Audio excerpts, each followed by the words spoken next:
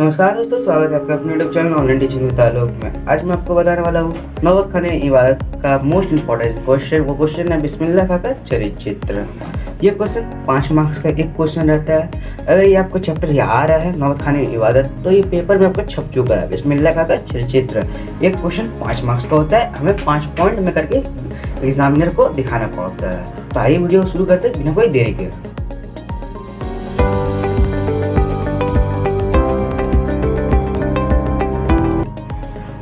नौबत खाने में इबादत बिस्मिल्लाह खां का चरित्र। पहले हमें एक बात ध्यान में रखना है कि चरित्र लिखते समय हमेशा हम 5 पॉइंट का लिखेंगे और एक छोटा सा इंट्रोडक्शन के बारे में देंगे। ठीक है, हमें क्या बोला, 5 पॉइंट लिखेंगे क्योंकि 5 मार्क्स का होता है क्वेश्चन। आंसर रहता है 5 मार्क्स का। इसमें आप लिख दिए 4 तो पक्का देगा, 5 में 5 तो देगा नहीं, और अच्छे से लिखा तो 5 में 5 भी दे सकता है। तो पहले हमें लिखना है एक इंट्रोडक्शन और 5 पॉइंट। तो इंट्रोडक्शन कैसे आपको शुरू करना है मैं आपको बताता हूँ। नौबत खाने इबादत यतीन्द्र मिश्रा की एक सफल रचना है। यहाँ तक आप समझ रहे हैं मैं क्या कहना चाह रहा हूँ। नौबत खाने में जो इबादत है, यतीन्द्र कौन लिखा है, इसका राइटर कौन है, यतीन्द्र मिश्रा है, जो यह एक सफल रचना है। ठीक है, ये नौबत खाने में इबादत पहले ये समझिए आप है निबंध। ये तो कोई कविता है नहीं और कोई कहानी है नहीं, ये क्या है, एक निबंध है। तो यहाँ पर हमने क्या लिखा है, नौबत खाने इबादत यतीन्द्र मिश्रा की एक सफल रचना है। अपने इस रचना में लेखक ने खां साहब के बारे में बताया है। अपनी ये जो लेखक ने लिखा है ये रचना में, तो किसके बारे में लिखा है, खां साहब के बारे में बताया है। ठीक है, निबंध के आधार पर बिस्मिल्लाह खां का चरित्र यहाँ पर आई किया कि हाँ, ये नौबत खाने इबादत क्या था, कविता था नहीं, कहानी था नहीं, ये क्या था, एक निबंध था। तो निबंध के आधार पर बिस्मिल्लाह खां का हम चरित्र करते हैं। बस हमें ऊपर में बस इतना ही दिखाना है कि हमारे राइटर का नाम क्या है। ठीक है, और राइटर किसके बारे में लिखा है और है क्या, बस यही आपको इंट्रोडक्शन में देना है। ज़्यादा बड़ा इंट्रोडक्शन कीजिएगा तो ज़्यादा पेज का हो जाएगा, तो लेंदी हो जाएगा। लेकिन आपको 5 पॉइंट में एक इंट्रोडक्शन के साथ लिखना है। ये नहीं कि अब लेंदी नहीं करना है तो छोड़ देंगे पूरा। ठीक है, हाँ जी फ्रेंड्स, एक और बात, आप यहाँ से स्क्रीनशॉट लेना चाहते हो तो स्क्रीनशॉट ले सकते हैं, नहीं तो मैं डिस्क्रिप्शन में इसका लिंक डाल दूंगा। वहाँ जाकर PDF फाइल खोल के वहाँ पर से आराम से अपने कॉपी में नोट्स कर सकते हैं। आप यहाँ पर बस समझ लीजिए कि कैसे कैसे मैंने लिखा है, बस और आप वैसे वैसे समझते जाइए। ओके, तो हमने क्या कहा था आपको कि आपको कहा था कि 5 पॉइंट में लिखते हुए चलना है। तो पहले तो आप पॉइंट डालिएगा तो हेडिंग डालना है, ये नहीं कि यहाँ पर डॉट लगा है और उसके बारे में लिखने लगे। किसके बारे में लिखना, वहाँ पर हेडिंग डालना पड़ेगा। ठीक है, तो संगीत के प्रति प्रेम, अब इस जो ये लाइन में लिखूंगा सिर्फ संगीत के प्रति लिखूंगा, उसके अलावा कुछ नहीं लिखूंगा। ठीक है, तो यहाँ पर 1 नंबर डाले हम, संगीत के प्रति प्रेम लिखे और आगे में उनके बारे में स्टार्ट करते हैं। तो कैसे स्टार्ट करेंगे, बिस्मिल्लाह खां साहब को बचपन से ही संगीत से लगाव था। तो बिस्मिल्लाह खां साहब को, जो खां साहब है हमारे बिस्मिल्लाह जी, उनको बचपन से ही संगीत से क्या था, लगाव था। ठीक है, इसका कारण यह भी हो सकता है कि उनका जन्म एक संगीत प्रेमी परिवार में हुआ। इसका ये भी कारण हो सकता है कि उनका जन्म जो है हुआ एक संगीत प्रेमी परिवार में हुआ। कैसे, उनका नाना साहब भी वो एक संगीतकार थे। ठीक है, जैसे कि रसूलन और बतूलन बाई 2 गायिका बहनों को सुनकर उनके भीतर संगीत के प्रति प्रेम की भावना जागी। अब आप पूछेंगे भी रसूलन और बतूलन बाई है कौन। ठीक है, तो रसूलन और बतूलन बाई 2 गायिका बहनें थी। ठीक है, बिस्मिल्लाह खां जब छोटे थे वो रियाज करने जब जाते थे नाना के साथ, तो वो 2 जो वहाँ से जब गुजरते थे तो 2 गायिका बहनों को सुनते थे और उनको वहीं से संगीत के प्रति प्रेम की भावना मिलती थी। ठीक है, यही ये लाइन कहना चाह रहा है कि रसूलन और बतूलन बाई के चलते उनके भीतर संगीत की भावना जगी या उठी। ठीक है, तो ये पहला मेरा पॉइंट क्या था, संगीत के प्रति प्रेम। कि संगीत के प्रति प्रेम बिस्मिल्लाह खां वो कहाँ से आया, पहला था तो उनको बचपन से ही संगीत से प्यार था। ठीक है, और उसका ये भी कारण हो सकता है कि उनका जो जन्म हुआ था एक संगीत प्रेमी परिवार में हुआ, और ये भी कारण हो सकता है कि रसूलन और बतूलन बाई 2 गायिका बहने के चलते उनके मन में संगीत के प्रति प्रेम की भावना जगी। ये दूसरा पॉइंट देखते हैं। बस जैसे मैंने आपको बताया, कम से कम 7-8 लाइन का एक पॉइंट होना चाहिए, ज़्यादा नहीं, 5 से लेकर 7-8 लाइन का बस। उससे ज़्यादा की सोचिए कि एक पेज का हम एक पॉइंट करेंगे तो 5 पॉइंट बोला मैंने तो 5 पेज जाएगा। एग्जामिनर तो चेक नहीं करेगा, लेंदी समझ के 3 नंबर 2 नंबर दे रख देगा। 4 में 4 लाना है, फोकस ये करना है, नहीं सॉरी 5 मार्क्स का रहता है, 5 में 5 लाना है, नहीं तो 4 लाना है। ठीक है, तो पहले दूसरा पॉइंट क्या देखते हैं, धार्मिक उदाहरण। अभी हमें पता था कि बिस्मिल्लाह खां एक धर्म के प्रति बहुत अच्छे व्यक्ति थे, ठीक है, उसी के बारे में हमने यहाँ पर वर्णन किया है, ठीक है। तो यहाँ पर आपको मैं बताता हूँ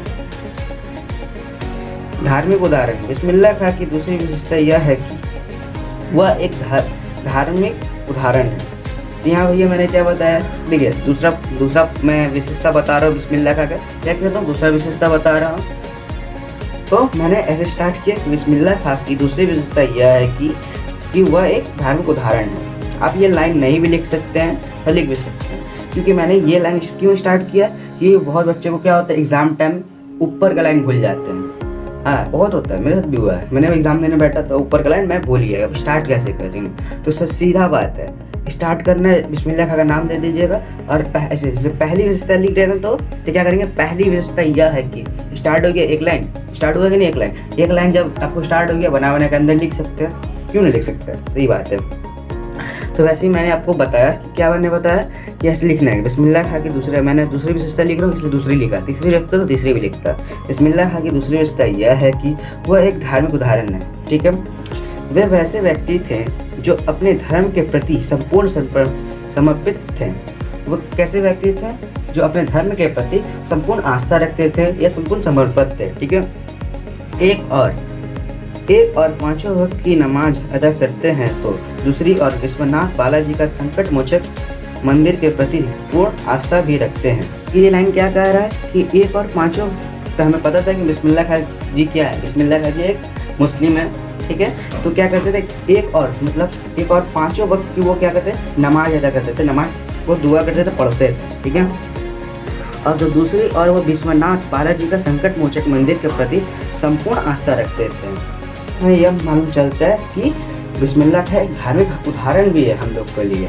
जैसे आप देख ही रहे आजकल क्या हो रहा है, सब लड़ाई चल रहा है, तो इससे हमें ये पीड़ित समझना चाहिए कि बिस्मिल्लाह खां साहब एक धार्मिक उदाहरण भी हैं।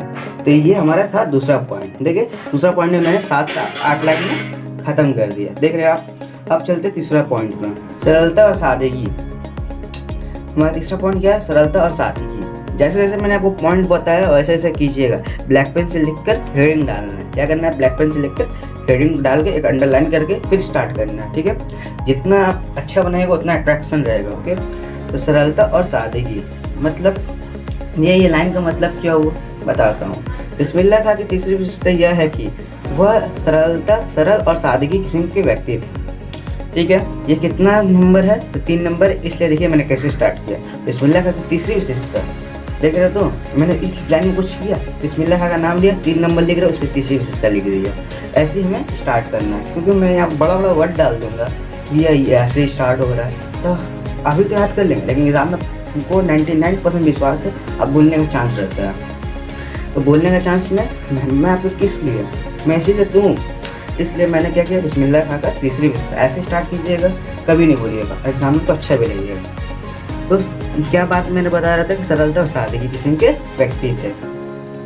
उन्हें भारत रत्न से सम्मानित होने पर भी उनके सादा जीवन में कोई अंतर नहीं आया। देखिए बिस्मिल्लाह खां कितने सादा किस्म के व्यक्ति थे, सरलता और सादा किस्म के व्यक्ति थे। ये लाइन क्या कह रहा है कि भारत रत्न से उनके सम्मानित भी होने पर भी उनकी जो सादा जीवन था, मतलब जो सादा कपड़ा पहनने का तरीका था, धोती और शर्ट, ठीक है, उनका वो जीवन का जो अंतर था वो नहीं है। वो हमारी चौथी विशेषता क्या है, काशी के प्रति श्रद्धा। हम सब लोग को पता है कि बिस्मिल्लाह खां साहब को काशी के प्रति कितना अपार श्रद्धा रहता था, वह काशी के प्रति अपनापन देते थे और अपना मानते थे।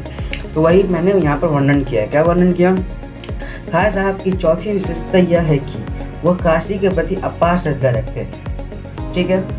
तो मैंने यहाँ पर क्या बता रहा हूँ खां साहब को कि चौथी विशेषता यह है कि काशी के प्रति क्या वो अपार श्रद्धा रखते थे, ठीक है। काशी के संकट मोचक मंदिर में हनुमान जयंती के अवसर पर संगीत के कार्यक्रम होता है कि काशी में जब जो संकट मोचक मंदिर है, हनुमान जयंती के दिन क्या होता था, वहाँ पर एक कार्यक्रम आयोजन किया जाता था, जो बिस्मिल्लाह खां साहब जो खां साहब है वहाँ पर हमेशा वहाँ पर रहते थे, अवश्य रहते थे, ठीक है। काशी के बाहर रहने पर खां साहब संकट मोचक मंदिर की दिशा की मुंह करके थोड़ी देर शहनाई अवश्य बजाया। ये लाइन देखिए कितना अच्छा लिखा हुआ है कि ये यहाँ पर क्या कह रहा है कि कभी भी बिस्मिल्लाह खां काशी के बाहर जाते थे तो जिस तरफ विश्वनाथ का संकट मोचक जिस तरफ मंदिर है उसी तरफ थोड़ी देर बैठकर वो क्या करते थे, शहनाई बजाते थे। ये देखिए उनका धर्म, तो देख रहे तो कितना अच्छा से वो क्या यहाँ पर क्या बताया जा रहा है कि काशी के बाहर कभी बिस्मिल्लाह खां रहते थे, कभी नहीं तो कभी जाना ही पड़ता है, सबको जाना पड़ता है। वो काशी के बाहर पहले बार तो जल्दी जाते नहीं थे और जाते भी थे तो जिस साइड हमारा संकट मोचक मंदिर है, हनुमान मंदिर है, उसी तरफ बैठकर थोड़ी देर क्या करते थे, अपना शहनाई बजाया करते थे। धर्म के प्रति अपार श्रद्धा था।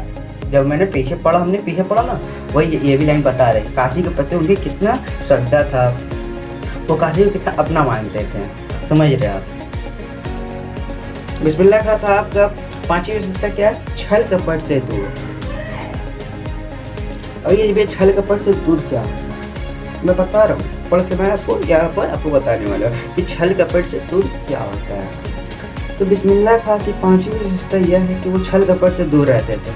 देखिए यहीं पर पहला लाइन पता चल गया, बिस्मिल्लाह खां की क्या 5वीं विशेषता क्या थी कि वो छल कपट से भैया दूर रहते थे। मतलब जहाँ छल की भावना रहते थे वहाँ से दूर बैठे रहते थे, उनके मन में छल की भावना कुछ थी ही नहीं। जहाँ भी छल होता था वहाँ पर से वो दूर रहते थे, कपट से दूर रहते थे, समझ रहे तो। उनके मन में छल की भावना नहीं थी, जो मैंने आपको वो बताया कि उनके जो मन में छल की भावना एकदम नहीं थी। उनकी हंसी बच्चों जैसी भोली थी, जो उनकी जो हंसी है, जो उनकी मुस्कान है वो कैसी थी, बच्चों जैसी भोली थी।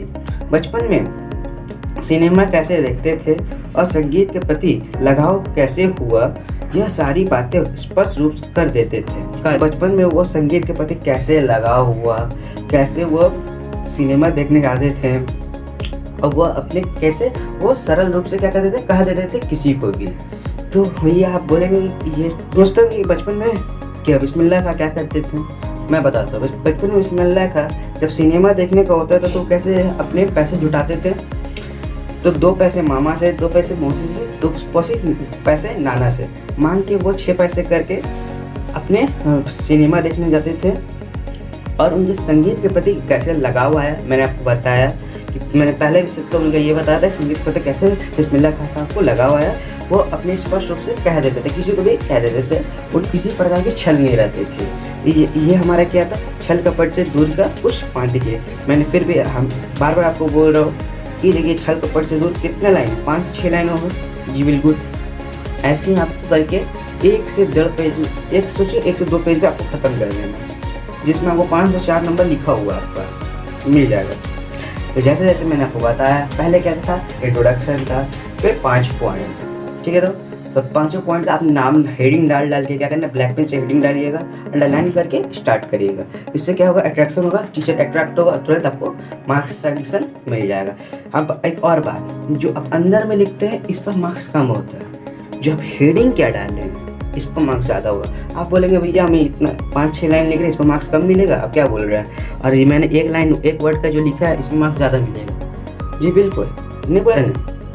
आप दूसरा हेडिंग डाल दिए, छल कपट से दूर की जगह दूसरा कुछ डाल दीजिएगा, ठीक है, ऐसे ही रहेगा लेकिन कुछ अलग रहेगा। तो तुरंत सोचेगा कि ये हेडिंग जब खराब है तो अंदर में खराब ही लिखा होगा, 1 नंबर दे के निकल जाएगा। तो हमें क्या लाना, 5 में 4 गोल है हमारे, क्या 5 में 4, नहीं तो 5 में 5। तो वैसे मैंने आपको जैसे जैसे बताया वैसे सब कीजिए और मार्क्स उठाइए।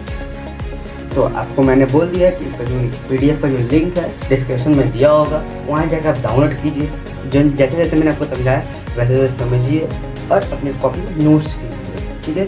जो एग्ज़ाम के वक्त में आपको बहुत काम आता है, नोट्स एग्ज़ाम के वक्त में बहुत काम आता है। तो आपको जिस भी आपको इसमें कुछ दिक्कत हो तो हमें कमेंट करके जरूर बताएं। और वीडियो पसंद आए तो लाइक कीजिए, सब्सक्राइब कीजिए और दोस्तों के साथ शेयर कीजिए तो उन्हें भी पढ़ने का मौका मिले। तो मिलते हैं अगले वीडियो में, तब तक के लिए नमस्कार।